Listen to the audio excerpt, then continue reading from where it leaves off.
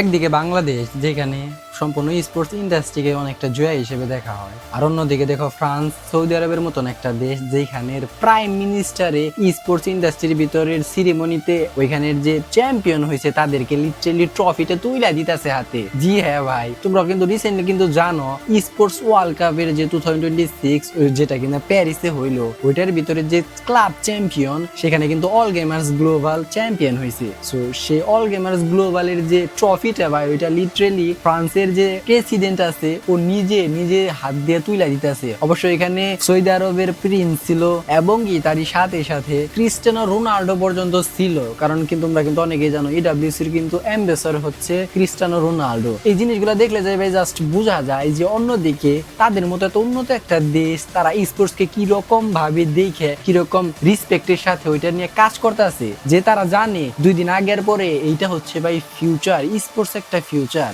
আর অন্যদিকে দেখো ভাই বাংলাদেশ যেখানের ভিতরে সিচুয়েশন মনে হয় না আমার খুব একটা বেশি এক্সপ্লেন করা লাগবে, কারণ তোমরা অলরেডি থাকতেছো, অলরেডি জানো যে বর্তমানে বাংলাদেশের স্পোর্টস এর সিনারিওটা কি রকম।